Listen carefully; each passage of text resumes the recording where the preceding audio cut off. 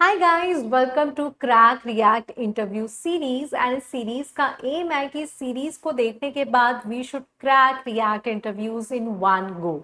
ठीक है, so I can promise you guys कि सीरीज के बाद ना आप लोगों को रिएक्ट इंटरव्यू की प्रिपरेशन के लिए कहीं और जाने की तो जरूरत बिल्कुल भी नहीं पड़ेगी। And one more important thing guys, इस सीरीज का फोकस ये नहीं है कि इम्पॉर्टेंट क्वेश्चंस क्या हैं। इंपॉर्टेंट क्वेश्चंस आपको चैट जीपीटी, गूगल, हर तरीके से हर जगह मिल जाएंगे।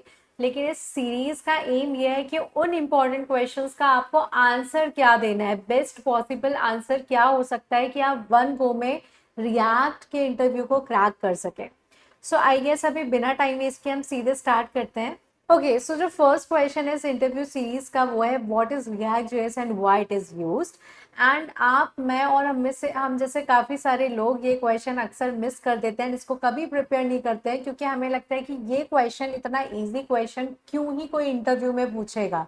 ठीक है, लेकिन ट्रस्ट मी, जितनी भी अच्छी कंपनीज होती हैं वो अक्सर ये क्वेश्चन पूछती हैं। क्यों? क्योंकि उन्हें जानना होता है कि आपने रिएक्ट क्यों चूज़ किया। हो सकता है कि इसको पूछने का जो तरीका है वो चेंज हो जाए कि यार वो हो सकता है आपसे डायरेक्टली पूछ लें कि रिएक्ट जेएस क्या है, आप क्या समझते हो रिएक्ट जेएस से। ठीक है, आप इसको क्यों यूज़ कर रहे हो और आप इससे ही क्यों यूज़ कर रहे हो, आपने कुछ एंगुलर व्यू या कोई और फ्रेमवर्क क्यों नहीं चूज़ किया। ठीक है, तो इसको पूछने के तरीके बहुत सारे डिफरेंट हो सकते हैं, लेकिन एक ऐसा क्वेश्चन है जो अक्सर पूछा जाता है और हम इसको कभी प्रिपेयर नहीं करते हैं। हम मतलब पूछा भी जाता है तो हम क्या आंसर दे देते हैं, it's a JavaScript library which is used to create the UI और यूजर इंटरफेसेस। ठीक है, लेकिन इसका जो बेस्ट आंसर, क्या पॉसिबल आंसर है, वो हम देखते हैं। सो आप क्या आंसर कर सकते हो? React is a open source JavaScript library used for building user interfaces, specially single page applications. It follows the component based architecture and uses a virtual DOM to efficiently update the UI. ठीक है, अब देखो इसमें ना हम इतना तो बोल देते हैं कि it's a open source JavaScript library used to create the user interfaces, but इसमें तीन चीजें इंक्लूड करना बहुत इंपॉर्टेंट है। That is it is specially used to create the single page applications.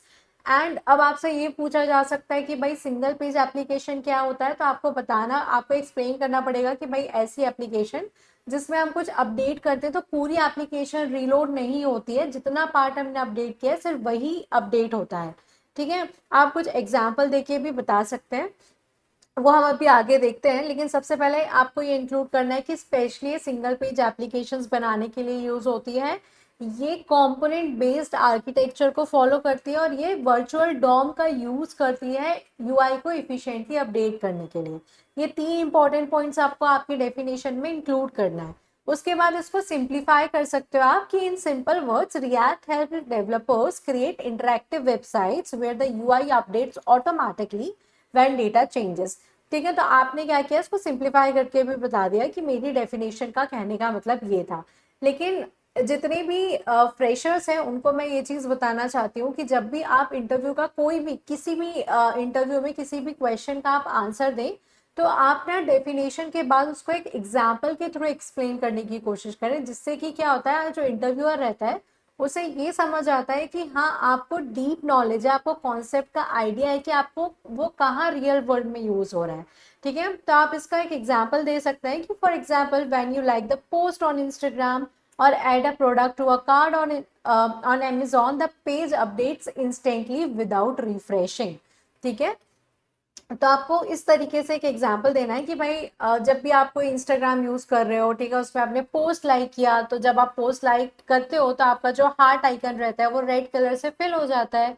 अगर आप अनलाइक करते हो तो वो रेड कलर से अनफिल हो जाता है, मतलब वो रेड कलर चला जाता है। ठीक है, तो क्या हो रहा है, ये जो आपकी ऐप है, वेबसाइट है, जो भी आप यूज कर रहे हो वो इंस्टेंटली अपडेट हो रही है। ठीक है, आपने डबल टैप किया, लाइक किया, तो आपका जो इंस्टाग्राम है वो वापस से लोड नहीं हुआ। ठीक है, तो यही खासियत और यही कहलाता है हमारा single page application, and which is जो कि हम बना सकते हैं with the help of react JS, and इसीलिए हम रिएक्ट जेएस का यूज करते हैं। ठीक है, आपको ये बताना है। उसके बाद अब व्हाई इट इज पॉपुलर। ठीक है, तो अगर आपसे पूछा जाए कि भाई आपने रिएक्ट ही क्यों यूज किया या फिर ये इतना रिएक्ट इतना पॉपुलर क्यों है, तो आपको तीन मेन रीजन बताने हैं। फर्स्ट कि ये कंपोनेंट बेस्ड आर्किटेक्चर फॉलो करता है। ठीक है, जैसे कि कंपोनेंट बेस्ड आर्किटेक्चर, उसके बाद आप एक्सप्लेन कर सकते हो कि इसमें हम रीयूजेबल कंपोनेंट बना सकते हैं। इट मीन्स हमने सपोज करो एक बटन बना दिया, अब ये बटन का कोड हमने एक बार बना के रख लिया, तो अब हम उसको मल्टीपल पेजेस में, मल्टीपल फाइल में सिर्फ इंपोर्ट करके यूज कर सकते हैं। हमें बार बार इस बटन का कोड नहीं लिखना पड़ेगा।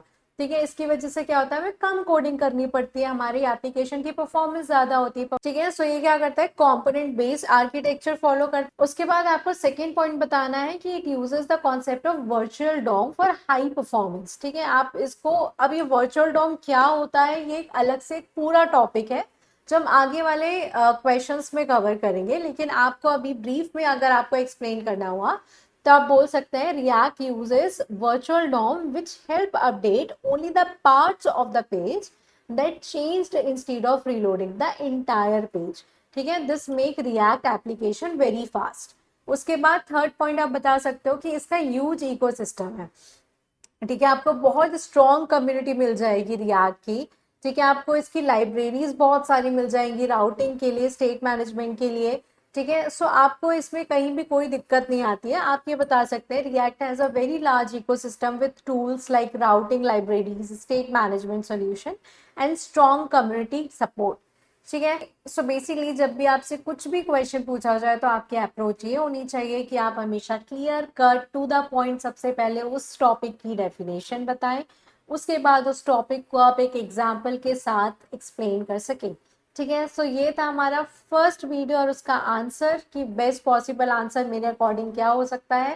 एंड अगर आपको लगता है कि इसमें कुछ और चीज ऐड हो सकती है, रिमूव हो सकती है to make it even better, please feel free to comment.